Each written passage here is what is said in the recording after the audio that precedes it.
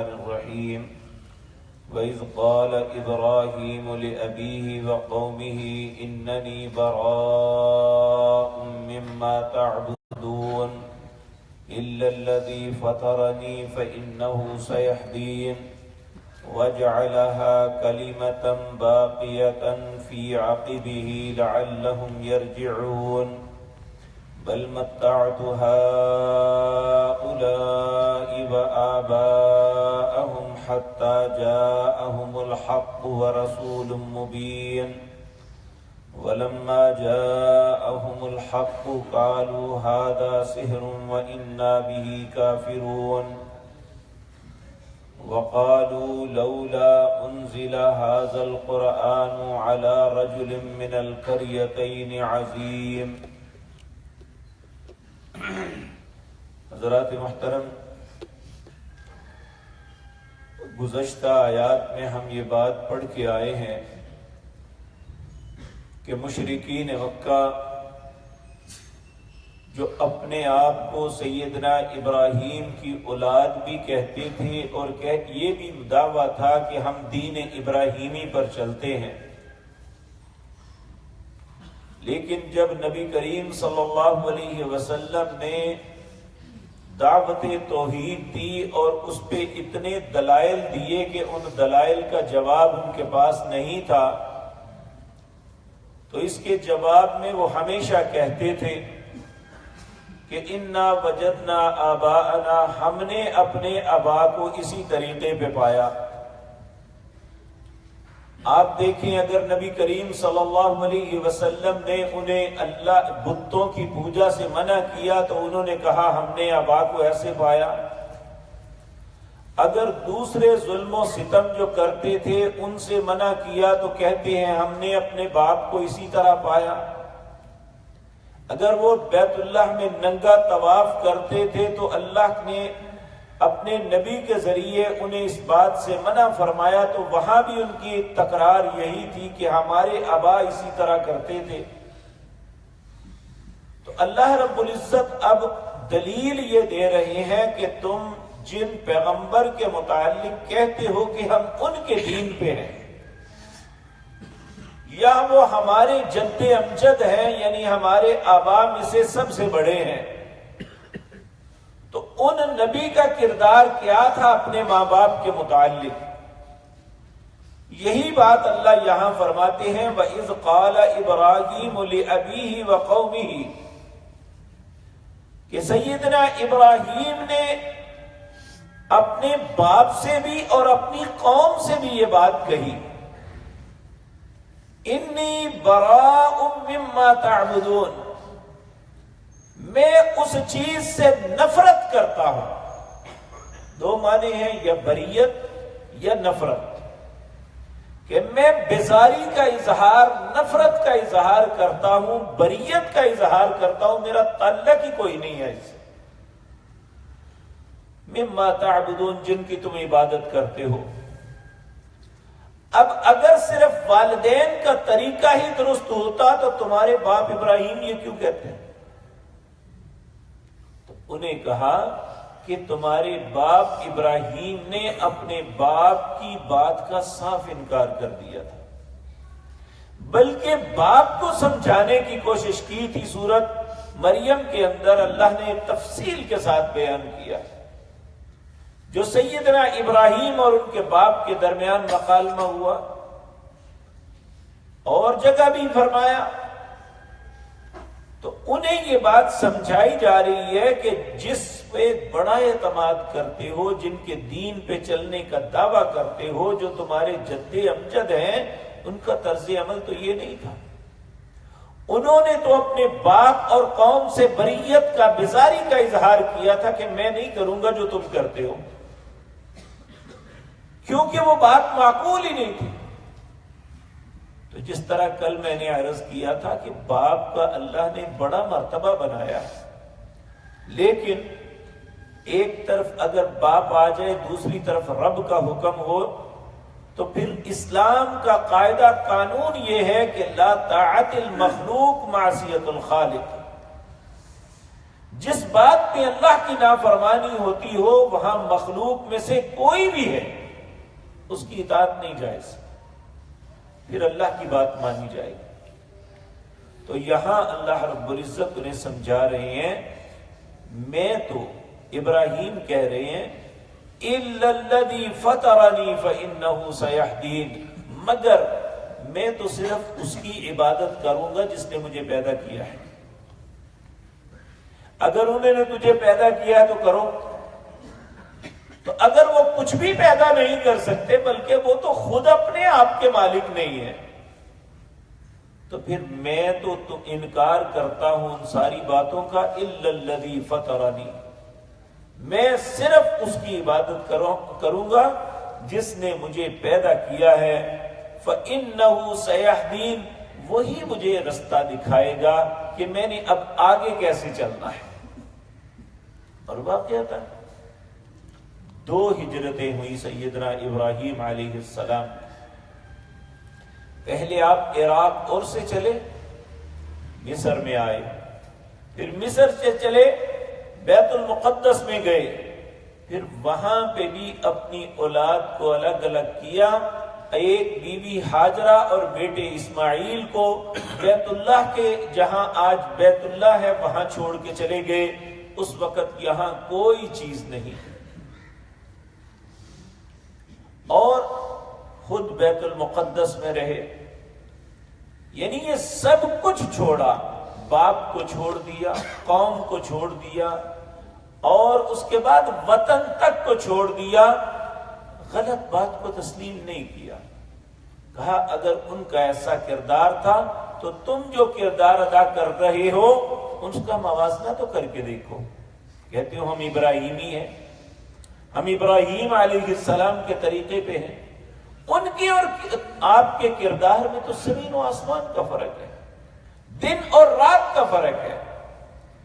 اللہ رب العزت سیدنا ابراہیم علیہ السلام کے متعلق کہتے ہیں وَجَعَلَهَا كَلِمَةً بَاقِيَةً فِي عَقِبِهِ لَعَلَّهُمْ يَرْجِعُونَ، انہوں نے کلمہ توحید کو باقی رکھا پیچھے والے لوگوں کے لیے۔ سورۃ بقرہ کے اندر آتا ہے، اللہ رب العزت فرماتے ہیں وَوَصَّيْنَا بِهِ إِبْرَاهِيمَ، ابراہیم علیہ السلام نے وصیت کی بنی ہی و یعقوب، اپنے بیٹوں اور یعقوب کو، یعقوب پوتے تھے، اور سب کو یہ بات کہی کہ تمہاری موت نہیں آنی چاہیے مگر جس وقت آئے تمہیں مسلمان ہونا چاہیے، اس بات کی وصیت کی۔ اور مسلمان اور مشرک یہ دونوں چیزیں اکٹھی نہیں رہ سکتی۔ اگر کوئی انسان شرک کرتا ہے تو وہ مسلمان نہیں ہے، مسلمان کا مطلب تو فرما بردار ہے، جو صرف اللہ کی فرما برداری کرتا ہے۔ تو کہا تمہیں موت نہیں آنی چاہیے، تو یہی بات اولاد کے لیے چھوڑ کے گئے۔ اب وہی بات آگے چلی کہ جب آگے اگلی آیات میں آتا ہے جب یعقوب علیہ السلام کو موت آئی تو یعقوب علیہ السلام نے اپنے بچوں کو اکٹھا کیا، 12 بیٹے تھے، سب کو اکٹھا کر کے کہا میرے بعد کس کی عبادت کرو،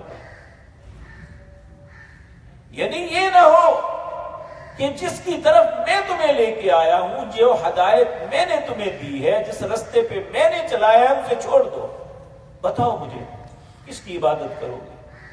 انہوں نے کہا ہم اسی کی عبادت کریں گے جس کی آپ کرتے ہیں، آپ کے باپ اسحاق کرتے تھے اور ان کے باپ ابراہیم کرتے تھے۔ تو یہ اللہ نے باقی رکھا ان کا کلمہ جو توحید تھا۔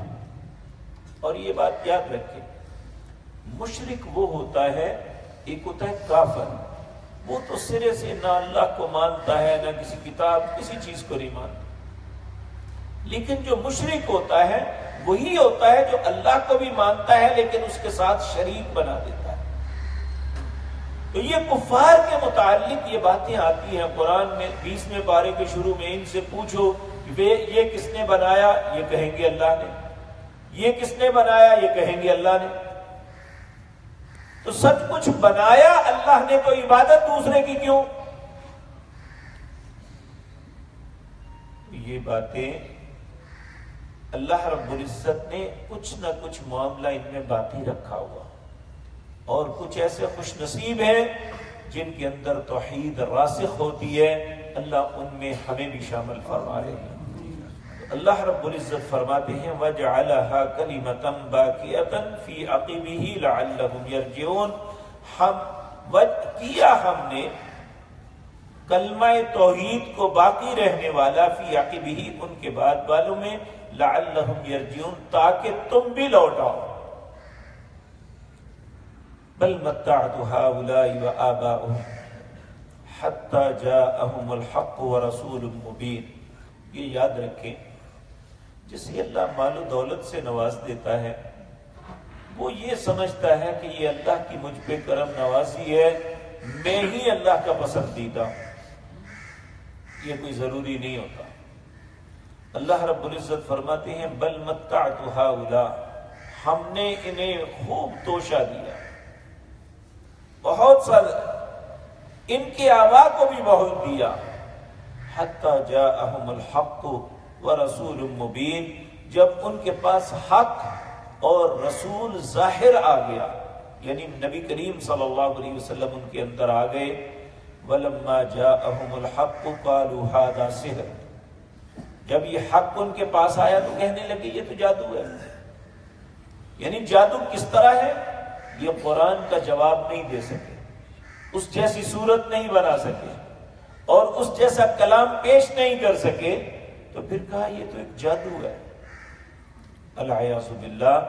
تو یہ ہمیشہ سے آیا ہے انبیاء کے معجزات کو دیکھ کے، جو اللہ نے بدقسمتی جن کے مقدر میں لکھی ہے، انہوں نے معجزات کو بھی جادو کہہ دیا، اور بعض نے معجزات کا انکار کر دیا۔ اللہ رب العزت فرماتے ہیں وَلَمَّا جَاءَهُمُ الْحَقُّ، جب ان کے پاس حق آ گیا، قالوا کہنے لگے هَذَا سِحْرٌ، یہ تو جادو ہے، وَإِنَّا بِهِ كَافِرُونَ، ہم تو اس کا انکار کرنے والے ہیں، یعنی ہم اسے تسلیم نہیں کریں گے۔ جواب بھی کوئی نہیں، اور ہٹ درمی یہ ہے کہ تسلیم نہیں کریں گے۔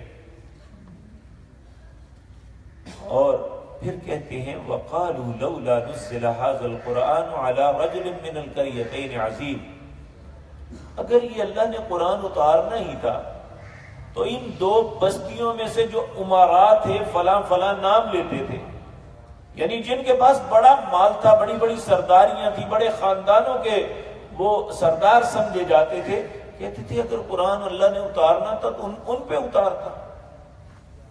یعنی یہ اس بات کو بھی لیتے ہیں جس کے پاس مال ہے، یا شاید اللہ پابند ہے کہ انہی کو سب کچھ دے۔ اللہ اگلی آیت میں کہتے ہیں اہم یقسمون، تم اللہ کی رحمت کو تم تقسیم کرنے والے ہو، یہ تو اللہ کی مرضی ہے، جس کو مرضی دے۔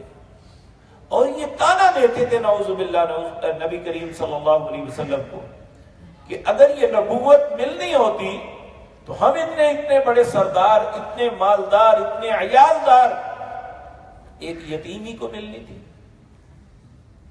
لیکن اللہ نے تو یہ فیصلے ازل سے کیے ہیں۔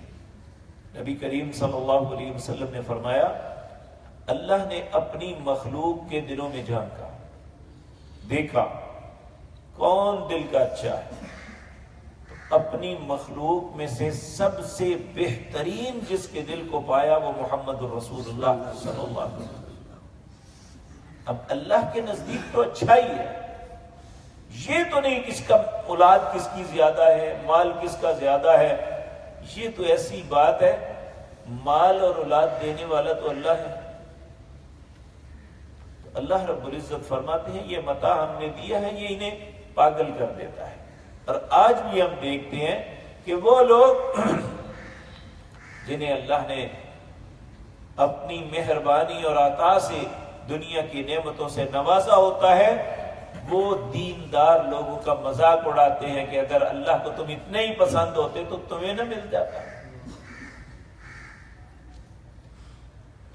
یہ ایک ایسی بیوقوفی کی بات ہے جو ہمیشہ سے اہل باطل کرتے آئے ہیں۔